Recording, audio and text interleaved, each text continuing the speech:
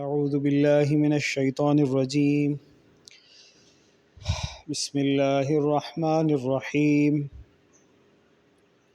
من يهده اللہ فلا مضل له ومن يضلله فلا هادی له ان اصدق الحدیث کتاب اللہ واحسن الهدی هدی محمد وشر الامور محدثاتها وكل محدثة بدعة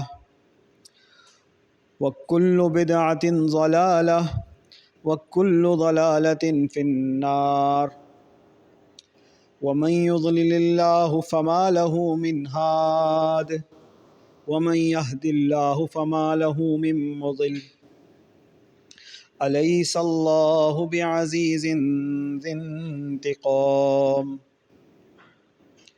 ان اللہ یأمر بالعدل والإحسان وإیتاء ذی القربى وینہی عن الفحشاء والمنکر والبغی یعظکم لعلکم تذکرون واعتصموا بحبل اللہ جمیعا ولا تفرقوا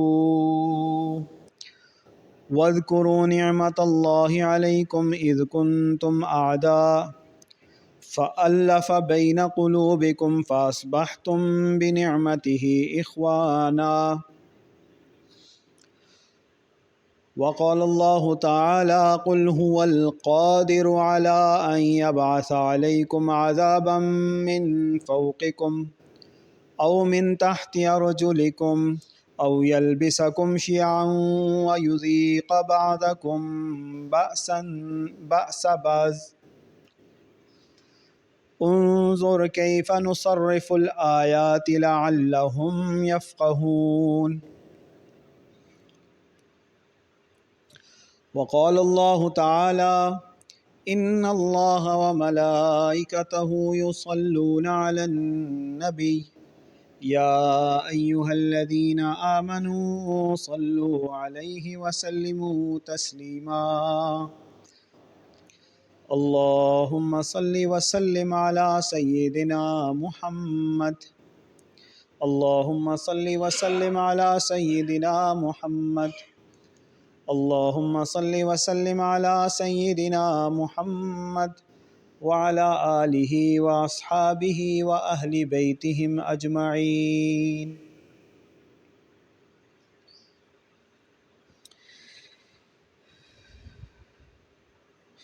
رسول اللہ صلی اللہ علیہ وسلم نے فرمایا تھا کہ پچھلی امتوں کے 72 فرقے ہوئے، تمہارے 73 ہو جائیں گے، ان سے بڑھ جائیں گے، اور تمام کے تمام فرقے جو ہیں وہ جہنمی ہوں گے سوائے الجماعہ کے، سوائے ایک جماعت کے، الجماعہ کے۔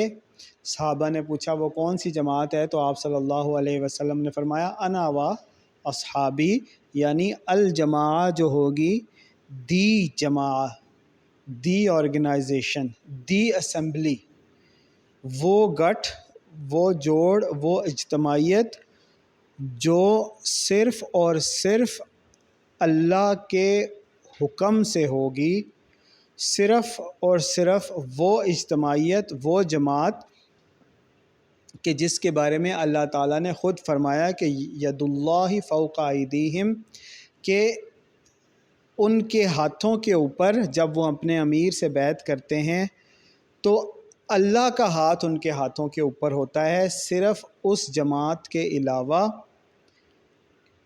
الجماعہ کے علاوہ، اس اجتماعیت کے علاوہ، اس ڈسپلن کے علاوہ جو اللہ کے لیے ہو، باقی تمام کے تمام جہنم کی طرف بلانے والے ہوں گے۔ اور یہ اللہ تعالیٰ کے غصے اور غضب میں سے ایک ہے کہ اللہ تعالیٰ گروہوں میں تقسیم کر کے آپس میں لڑا دیتا ہے۔ سورۃ الانعام میں اللہ تعالیٰ فرما رہا ہے کہ قل هو القادر، اے دائی، اے نبی صلی اللہ علیہ وسلم، اے اللہ کے خلیفہ، کہہ دو کہ هو القادر، کہ اللہ اس چیز کے اوپر قدرت رکھتا ہے، علی ان یبعث علیکم عذابا من فوقکم، کہ تمہارے اوپر، ان لوگوں کے اوپر اللہ تعالیٰ عذابا من فوقکم، ان کے اوپر سے عذاب نازل کر دے، بارشوں کی صورت میں، پتھر برسنے کی صورت میں،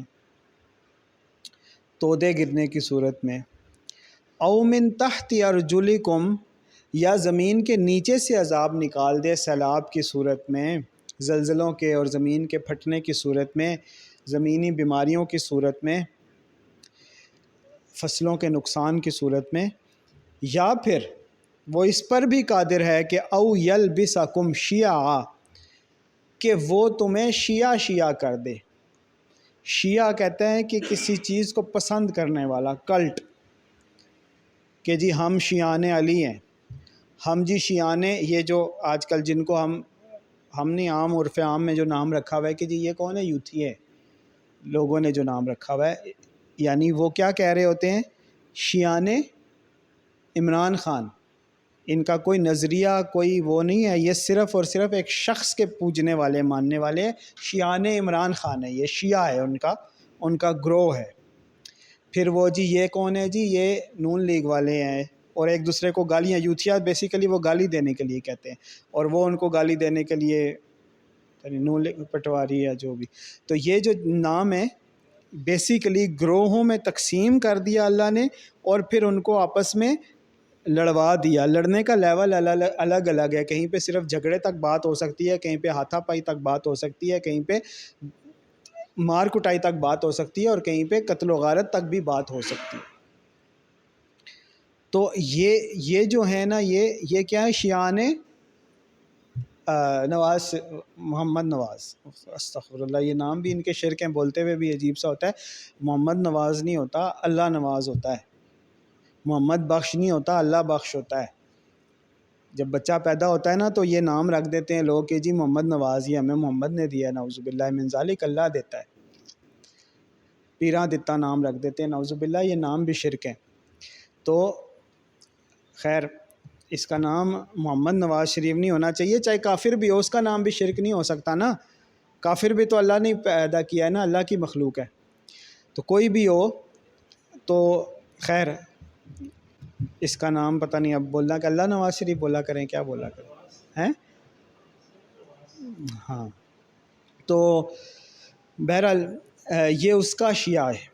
تو اللہ تعالیٰ کیا فرما رہا ہے کہ یہ جو شیعہ بن جاتے ہیں نا کہ جی ہم شیعان عمران خان ہیں، ہم شیعان نواز شریف ہیں، ہم شیعان علی ہیں، ہم شیعان فلاں ہیں، یہ کیا ہے، او یلبسکم شیعان، اللہ چاہے تو تمہیں شیعہ شیعہ کر دے، گروہ گروہ کر دے، وَيُذِيقَ بَعْضَكُمْ بَأْسَ بَعْضٍ، اور ایسی تقسیم کرے کہ ایک دوسرے کے غضب کا مزہ چکھا دے، بأس بعض، ایک دوسرے کی شدت کا مزہ چکھا دے، یذیقہ مزہ چکھا دے۔ اللہ تعالیٰ ایک تانا بھی دے رہا ہے، بادشاہ ہے وہ، بادشاہ وہ اوقات دکھا رہا ہے انسان کو، یذیقہ کے مزہ چکھا دے تمہیں۔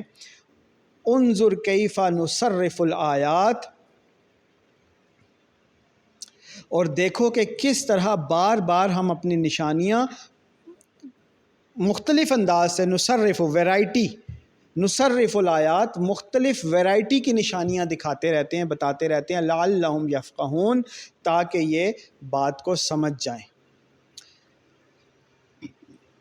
اور اس کے مد مقابل کیا اللہ تعالیٰ نے فرمایا کہ تم شیعہ شیعہ ہونے سے کیسے بچ سکتے ہو، وَاعْتَصِمُوا بِحَبْلِ اللَّهِ جَمِيعًا وَلَا تَفَرَّقُوا، اللہ کے ہاتھ پر بیعت کر لو، محمد الرسول اللہ کے ہاتھ پر بیعت کر لو، جس کے اوپر پھر اللہ کا ہاتھ ہوتا ہے، ید اللہ فوق ایدیہم، کہ ان کے اوپر پھر اللہ تعالیٰ کی رحمت کا ہاتھ ہوتا ہے۔ اللہ تعالیٰ فرما رہا ہے کہ میرا ہاتھ ہوتا ہے۔ اس کے علاوہ جو تقسیم ہے یہ صرف توڑنے والی ہے، یہ بات اختلاف سے شروع ہوتی ہے، گالم گلوچ تک جاتی ہے، ہاتھا پائی اور گتھم گتھا سے ہوتی ہوئی قتل و غارت تک جا پہنچتی ہے۔ اور رسول اللہ صلی اللہ علیہ وسلم نے جو فرمایا تھا کہ 73 فرقے ہوں گے، تو فرقے سے مراد ہر وہ تقسیم ہے جو امت میں کی جائے، ہر تقسیم امت میں جو کی جائے،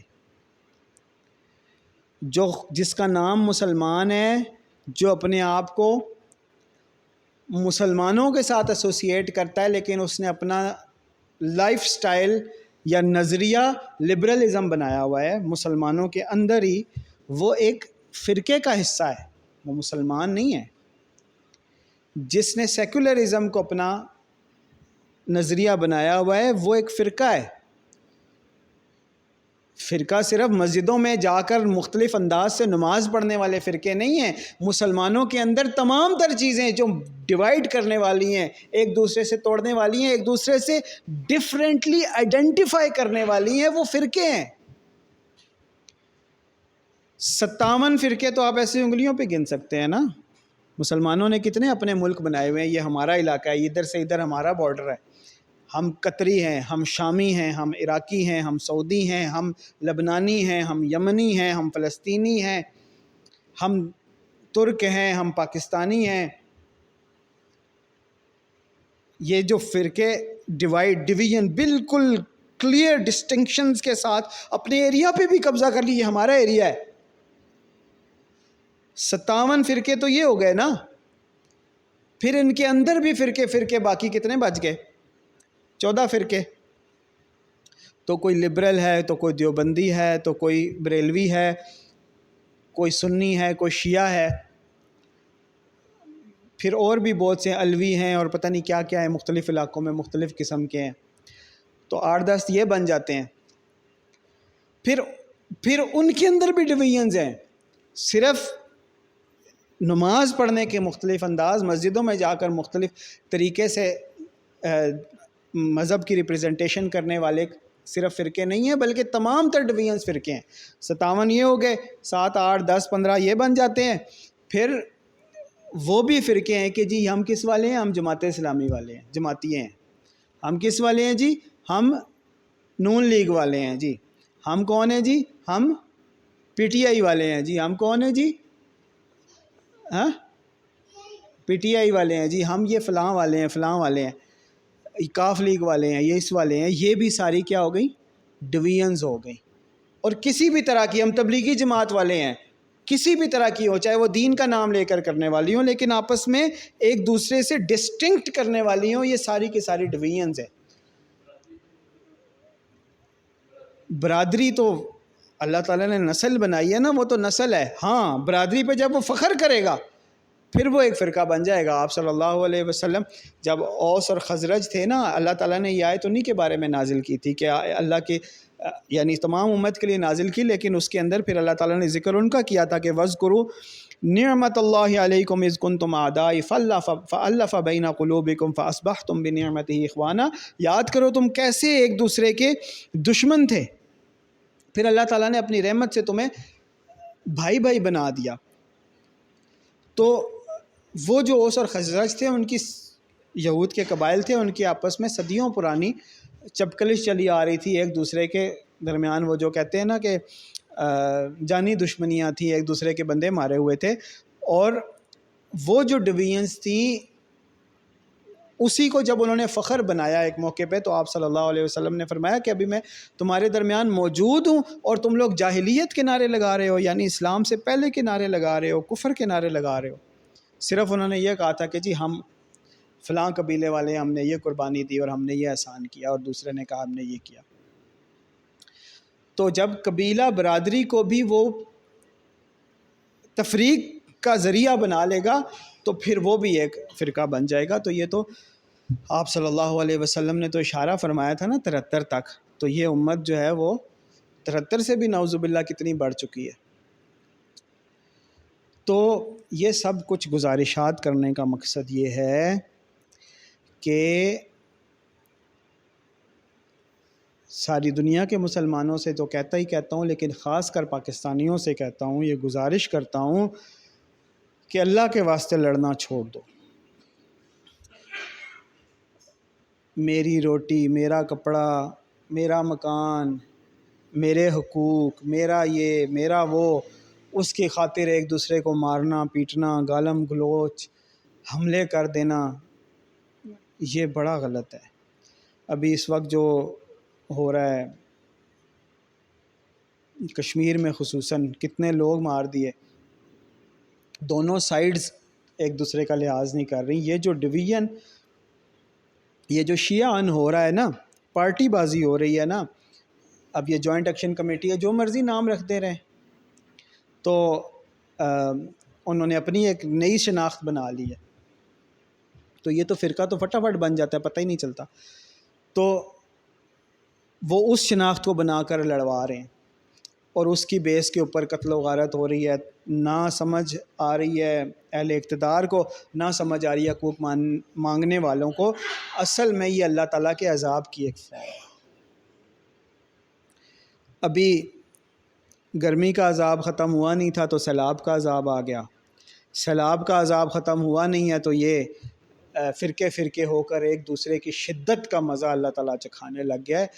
پتہ نہیں کون سا عذاب پاکستانی اور کس کے منتظر ہیں۔ یہ اللہ تعالیٰ کے عذاب کی مختلف قسمیں ہیں، اور ان سے نجات کا صرف ایک ہی ذریعہ ہے، وَاعْتَصِمُوا بِحَبْلِ اللَّهِ جَمِيعًا وَلَا تَفَرَّقُوا، صرف اور صرف اللہ کی رسی کو تھام لو۔ اللہ کی رسی القرآن ہے، اور اللہ کی رسی القرآن کی عملی ڈیفینیشن یعنی الخلافہ ہے، الجماع ہے، جو اللہ تعالیٰ نے خلافت کا ماڈل یہاں سٹارٹ کروایا ہے، یہاں پہ جو اس وقت ہم بیٹھے ہوئے ہیں، اکٹھے ہوئے ہیں۔ اس کے علاوہ سب کچھ تفرقے بازی ہے، سب کچھ گروہ بندی ہے، سب کچھ لڑائی جھگڑا ہے، سب کچھ اللہ تعالیٰ کے خلاف جانے والے راستے۔ جس قدر بھی اس کے اوپر ایمفسائز کیا جائے، جس قدر بھی ریمائنڈ کرایا جائے، کم ہے کہ جہاں کہیں پہ بھی دنیا میں ہو، اگر موقع ملتا ہے، غزہ میں ہو، فلسطین میں ہو، تو پہلی فرصت میں ہجرت کر کے یہاں آ جاؤ۔ اہل غزہ اور فلسطین، اچھی بات ہے کہ وہ کچھ ریزسٹ کر رہے ہیں، کلمہ پڑھتے ہیں، لیکن عمل جو ہے نا وہ زیادہ کیا کہتے ہیں، وہ actions talk louder than words. ان میں سے جس کسی کو موقع ملتا ہے تو کدھر جاتے ہیں، وہ جیٹ سکی پہ کوئی نکلا ہے تو اس سے پوچھا کیسے پہنچے ہو، کیا ہوا، اس نے بڑا بتایا، اسٹرگل کی ہے، وہ تو گیا کدھر، سعودی عرب حج کرنے چلا گیا تھا، یا پاکستان میں آ کر لا الہ الا اللہ محمد رسول اللہ کے نام پر ریاست میں شامل ہو گیا تھا۔ جا کے یورپ سے نکلتے ہیں سارے، اور یہ بار بار بات ہوتی ہے، ادھر پوچھتے رہتے ہیں آپ لوگ بھی کہ یہ فلسطین کی اپنی فوج نہیں ہے، اپنی حکومت کا سسٹم نہیں ہے، کیوں، یہ کیا ہوا، کیسے اسرائیل بیچ میں گھس گیا، ان کی فوج بن گئی باہر سے، آگے ان کی نہیں بنی۔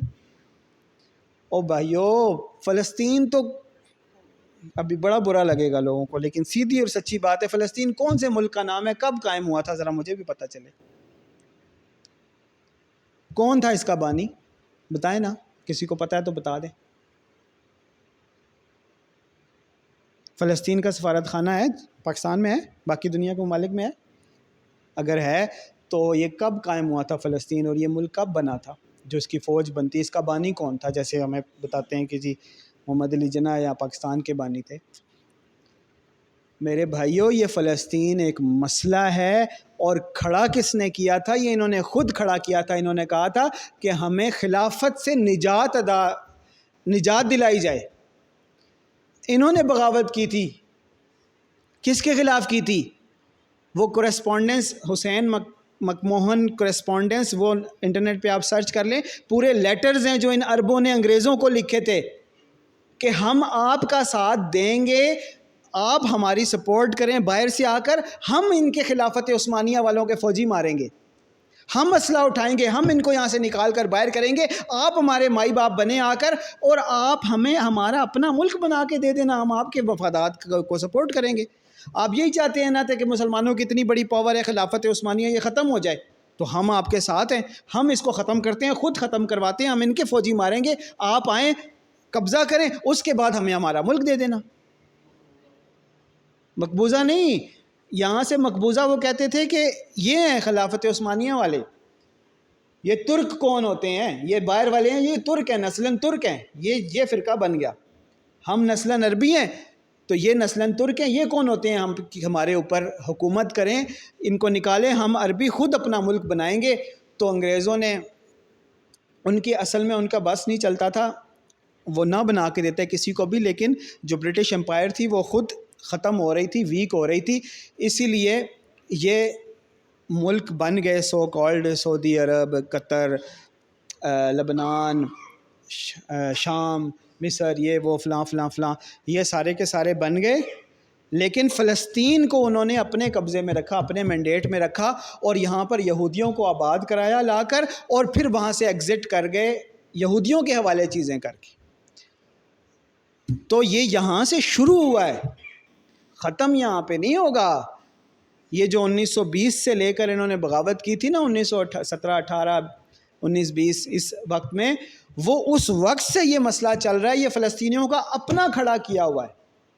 اور اس کی مثال آج آپ کشمیر میں بھی دیکھ لیں. اگر کشمیری آج یہ انہوں نے کچھ لحاظ رکھا ہوا ہے، چلو اللہ کا شکر ہے، دنیا کی ایگزامپلز ان کے سامنے ہیں. لیکن اگر یہ بلوچی کہنا شروع کر دیں، اللہ نہ کرے کشمیری کہنا شروع کر دیں کہ ہمیں اپنا ملک دیا جائے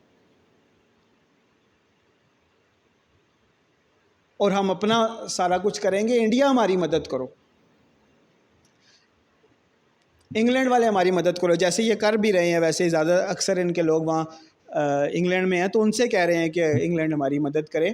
تو وہ تو جغرافیکلی پاسبل نہیں ہے اس وقت، کیونکہ یہ بالکل ایک ایسی جگہ پہ ہے کشمیر. ورنہ جغرافیکلی عرب تو ایسی جگہ پہ تھا، لیکن انہوں نے اتنی بڑی سپورٹ دی برٹش امپائر کو کہ وہ سارے کے سارے کے اوپر انہوں نے اپنا وہ دھاوا بولنے میں کامیاب ہوئے. تو یہ کل کو پھر کشمیری کہیں یا یہ بلوچی کہیں کہ جی ہم نے اپنا ملک بنا لیا تھا، اب انڈیا ہمیں مار رہا ہے، جی ادھر سے فلاں چیز گھسا دی ہے یہاں پہ، اور یہاں پہ انہوں نے اپنی آباد کاری شروع کر دی ہے. اور نام تو ان کے بھی مسلمانوں والے ہوں گے، پڑھیں گے تو یہ بھی کلمہ ہی، لیکن عملاً انہوں نے بریک فری کر دیا خود کو اللہ کی رسی سے. اور جس نے اللہ کی رسی کو چھوڑ دیا، اس نے، رسول اللہ صلی اللہ علیہ وسلم نے فرمایا کہ اس نے اسلام کا دین کا توک رسی اپنے گلے سے اتار کر باہر پھینک دی، یعنی وہ دائرہ اسلام سے نکل گیا. تو یہ معاملہ ان کے ساتھ ہوا ہے. تو کل بھی کسی نے یہاں پہ ذکر کیا کہ اچھا انہوں نے کیا ہوگا، ان کے بڑوں نے کیا ہوگا، پچھلی یا اس سے پچھلی نسل نے کیا ہوگا، تو ان کو کیوں سزا مل رہی ہے؟ سزا ان کو ان کے اعمال کی وجہ سے مل رہی ہے. اگر یہ اپنے بڑوں کے آباء و اجداد کے طریق پر نہیں ہیں تو یہ آ جائیں لا الہ الا اللہ محمد رسول اللہ کو جوائن کر لیں، اس ملک کو، اس سلطنت کو، اس خلافت کو جو اللہ کے نام پر بنی تھی، چھوڑ کے فلسطین کو یہاں آ جائیں. اگر نہیں آ سکتے تو سوشل میڈیا کے اوپر ہر پوسٹ کے نیچے ان کے کمنٹ ضرور ہوتے ہیں کہ ہمیں ہیلپ چاہیے. ہر جگہ پہ ان کا کنٹینٹ ضرور ہوتا ہے. کم از کم رابطہ ہی کر لیں کہ ہم خلافت میں شامل ہونا چاہتے ہیں، ہم امام مہدی کی جماعت میں شامل ہونا چاہتے ہیں، ہم ہجرت کرنا چاہتے ہیں، اتنا تو کریں. اور جیسے میں نے پہلے کہا، جس کو موقع ملتا ہے وہ یورپ جا کے سجدہ دیتا ہے. اس کو دنیا چاہیے، اسے مال و دولت چاہیے، اسے دجال کی حکمرانی چاہیے، اسے اسلام نہیں چاہیے. اسلام صرف نعوذ باللہ انہوں نے وَلَا تَشْتَرُوا بِآيَاتِي ثَمَنًا قَلِيلًا صرف بیچنے کے لیے رکھا ہوا ہے. انہیں چاہیے کہ پاکستان کی فوج آئے، انہیں آزاد کرائے، اللہ کرے کرائے. اور پاکستان کے اوپر ذمہ داری بھی بنتی ہے کہ تم لوگوں کو کیا ہو گیا. اللہ تعالیٰ فرما رہا ہے مَا لَكُمْ لَا تُقَاتِلُونَ فِي سَبِيلِ اللَّهِ، تم کیوں نہیں نکلتے اللہ کے راستے میں ان مظلوم عورتوں، بچوں اور لوگوں کے لیے کہ جو کہہ رہے ہیں کہ اس بستی کے ظالمی اہلیہ ظالم ہیں، اے اللہ ہمیں اس سے نکال.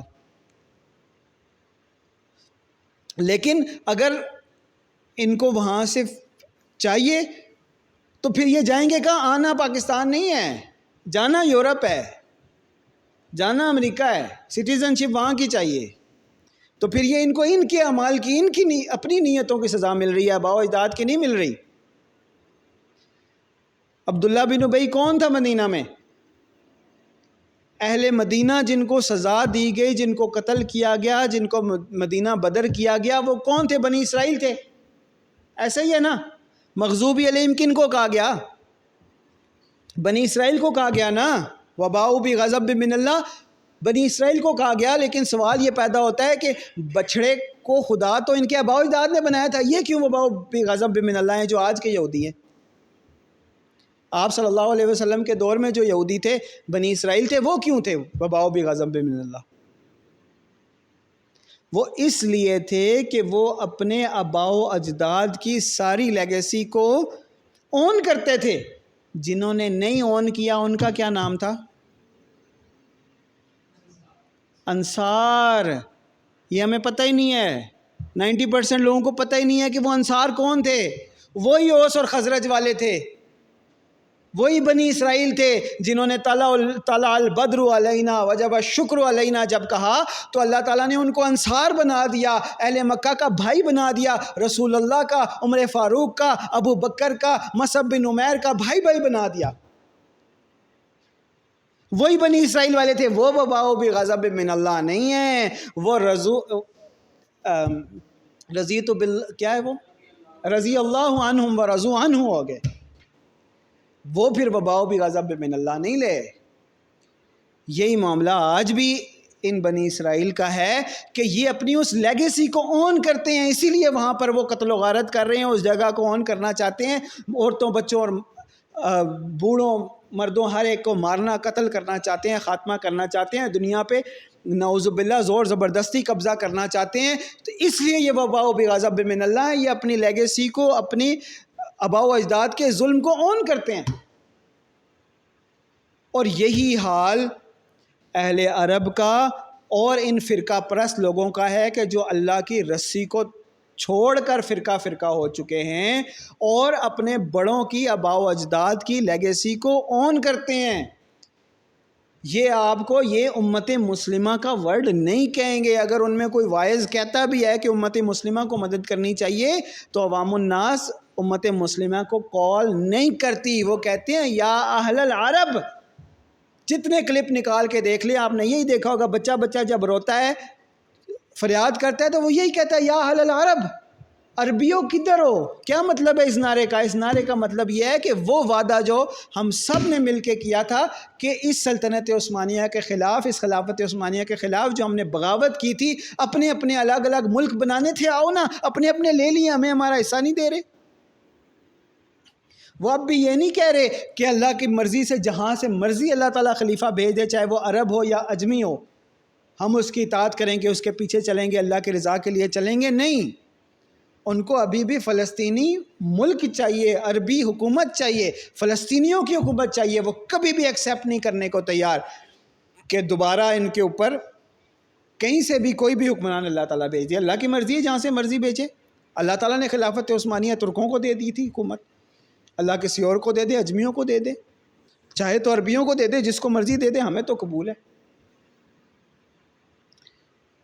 تو اگر ان کو قبول ہے تو یہ پھر اللہ تعالیٰ کو پکارنے والے ہوں، امت مسلمہ کو اپیل کرنے والے ہوں، یہ نہیں کہ صرف اہل العرب۔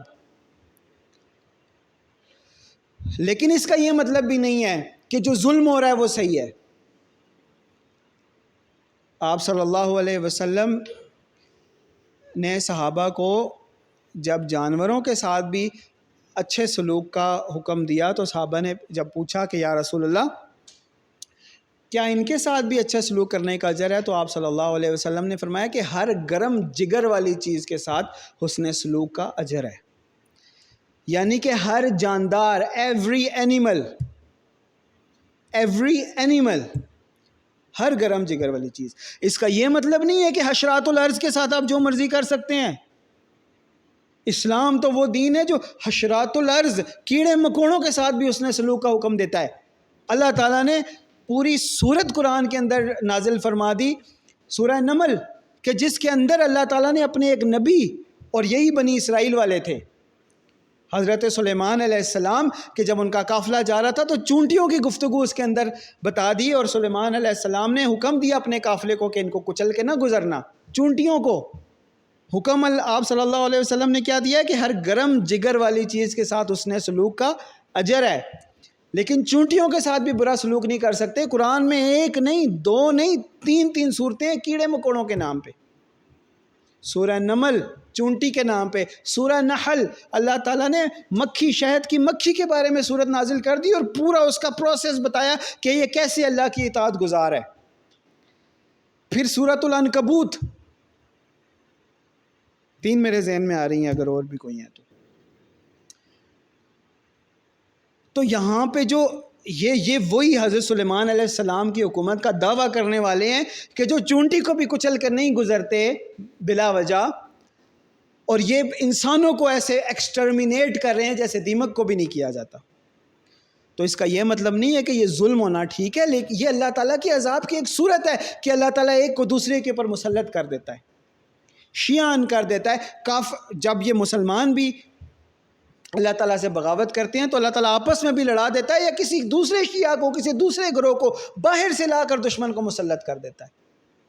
یہ اللہ تعالیٰ کے عذاب کی صورت ہے، لیکن ظلم کرنے والا حق بجانب نہیں ہوتا۔ یہ نہیں ہے کہ وہ اللہ تعالیٰ کی طرف سے عذاب آ رہا ہے تو وہ جو مرضی کرتا رہے، اب اس کی باری بھی آنی ہے، وہ بھی تو ظلم کر رہا ہے، وہ بھی تو کافر ہے، وہ بھی تو اللہ تعالیٰ کا نافرمان ہے۔ اللہ تعالیٰ ڈھیل دیتا رہتا ہے بستیوں والوں کو، جیسے اللہ تعالیٰ اس وقت بنی اسرائیل کو دے رہا ہے۔ ساری دنیا سے امٹ کر آ رہے ہیں، جہاں ظلم ہو رہا ہے وہ جگہ بناتے جا رہے ہیں۔ ان کے لیے اتنی جگہ کس لیے چاہیے انہیں غزہ میں؟ اسی لیے چاہیے کہ پوری دنیا سے یہودی امٹ کے آئیں اور یہاں پہ آ کر آباد ہوں اور اس ظلم کا ساتھ دیں۔ جو بنی اسرائیل کا شخص وہاں سے چھوڑ کر نہیں جا رہا، اپنی حکومت کو ڈس آن نہیں کر رہا اور ایمان نہیں لا رہا، اسلام قبول نہیں کر رہا، وہ اس ظلم کے اندر برابر کا شریک ہے، وہ اون کرتا ہے اس ظلم کو کہ کیسے بچوں کو قتل کر کے گلیوں میں پھینکا گیا اور جنگلی کتے ان کے جسموں کو کھا رہے ہیں۔ میں نے آپ نے صرف سنا ہی تھے منگولوں کے ظلم، اللہ کا وہ جو عذاب آیا تھا، دیکھے نہیں تھے، امیجن ہی کیے تھے۔ آج دیکھے ہیں کہ نہیں دیکھے؟ کس نے دیکھا ہے کہ وہ کیسے انسانوں کے جسم پڑے ہوئے ہیں گلیوں میں اور گلی کے کتے ان کے جسموں کو کھا رہے ہیں؟ اللہ تعالیٰ اپنے پیاروں کے ساتھ ایسے نہیں ہونے دیتا۔ جو اشہد ان لا الہ الا اللہ و اشہد ان محمد رسول اللہ کے اوپر بلیو کرنے والے ہیں، اللہ تعالیٰ ان کو جنگلی کتوں کے حوالے نہیں کرتا۔ وَلَنَبْلُوَنَّكُمْ بِشَيْءٍ مِّنَ الْخَوْفِ، تھوڑا سا خوف آ سکتا ہے، تھوڑا سا جانوں کا نقصان آ سکتا ہے، ایسے نہیں کہ پوری کی پوری بستیاں مٹا کر ختم کر دی جائے۔ یہ اللہ کے دشمنوں کے ساتھ تو ہو سکتا ہے، اللہ کے چاہنے والوں کے ساتھ نہیں ہو سکتا۔ اور ایسے لوگ جب یہ دعویٰ کرتے ہیں نا کہ ہم اللہ کے اوپر ایمان لانے والے، اور موقع ملتے ہی جا کے سجدہ یورپ کو کرتے ہیں، واشنگٹن کو کرتے ہیں، تو اللہ تعالیٰ نے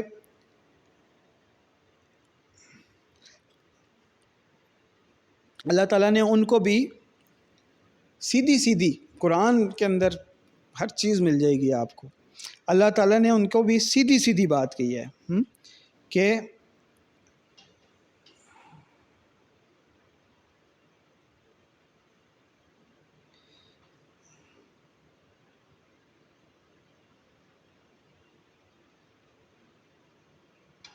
وہ آیت آپ کو میں نے سنائی ہوئی ہے، ابھی میرے سامنے تو نہیں ہے، لیکن جس کا آیت کچھ اس طرح سٹارٹ ہوتا ہے نا کہ قُل لَا تُقْسِمُوا، کہ تمہیں کوئی قسمیں کھانے کی ضرورت نہیں ہے کہ ہم بڑے اللہ اور اس کے رسول کے وفادار ہیں۔ اللہ کہہ رہا ہے مت قسمیں کھاؤ، کوئی قسموں کی ضرورت نہیں ہے، تمہارے اعمال کا ہمیں خوب پتہ ہے۔ تو اللہ تعالیٰ تمام تر انسانوں کو ہدایت عطا فرمائے، تمام تر انسانوں کو اللہ کی رسی کو پکڑنے کی توفیق عطا فرمائے، چاہے وہ اس وقت یہودی ہے، نصرانی ہے، اہل کتاب ہے، بت پرست ہے، ستارہ پرست ہے، بے دین ہے، کوئی بھی ہے، ان سب کو اللہ تعالیٰ توفیق عطا فرمائے کہ وہ اس چیز کو ریئلائز کر لیں کہ لا الہ الا اللہ، اللہ کے سوا کوئی معبود نہیں ہے، اللہ کے سوا کوئی نجات دہندہ نہیں ہے، اللہ کے سوا کوئی داتا نہیں ہے، اللہ کے سوا کوئی گنج بخش نہیں ہے، اللہ کے سوا کوئی گنج شکر نہیں ہے، اللہ کے سوا کوئی غوث اعظم نہیں ہے، صرف استغیث یا حی یا قیوم برحمتک استغیث، آپ صلی اللہ علیہ وسلم نے سکھایا کہ اے زندہ و جاوید اپنی رحمت سے ہمیں فیضیاب فرما۔ یہ جو غوث ہے نا، یہ بھی صرف اللہ ہے، اللہ کے علاوہ کوئی نجات دہندہ نہیں ہے، کوئی آخری امید نہیں ہے، صرف اور صرف آخری امید اللہ کی ذات ہے، صرف اور صرف نجات دہندہ اللہ کی ذات ہے، صرف اور صرف عالم الغیب اللہ کی ذات ہے، صرف اور صرف علی کل شیء قدیر اللہ کی ذات ہے۔ یہ تمام کے تمام انسانوں کو سمجھ آ جائے، چاہے وہ اس وقت کوئی بھی ہو، کیونکہ تمام انسانوں نے، چاہے انہوں نے نام مسلمانوں والے رکھے ہوں، لا الہ الا اللہ کا دعویٰ کرنے والے ہوں، اپنے اعمال سے، اپنی حرکتوں سے اللہ کو ناراض کیا ہوا ہے، اور اللہ کی ناراضگی کی صورت ہم پوری دنیا میں دیکھ رہے ہیں۔ اللہ تعالیٰ تمام انسانوں کو ہدایت عطا فرمائے، اور تمام انسانوں کو اللہ تعالیٰ محمد الرسول اللہ صلی اللہ علیہ وسلم کی امت میں شامل کر دے۔ اور جب ایسا ہوگا تو پھر اللہ تعالیٰ فرماتا ہے کہ اگر وَلَوْ أَنَّ أَهْلُ الْقُرَىٰ آمَنُوا وَاتَّقَوْا لَفَتَحْنَا عَلَيْهِمْ بَرَكَاتٍ مِّنَ السَّمَاءِ وَالْأَرْضِ، اگر بستیوں والے ایمان لے آئیں اور تقوی اختیار کریں تو اللہ کہہ رہا ہے لَفَتَحْنَا عَلَيْهِمْ بَرَكَاتٍ مِّنَ السَّمَاءِ وَالْأَرْضِ، ہم زمین و آسمان کی برکتوں کے دروازے ان کے اوپر کھول دیں گے۔ تو اللہ تعالیٰ ایسا ہی معاملہ تمام انسانوں کے ساتھ کر دے۔ اقول قولی ھذا واستغفر اللہ لی ولکم ولسائر المسلمین والمسلمات وما علی الا البلاغ المبین۔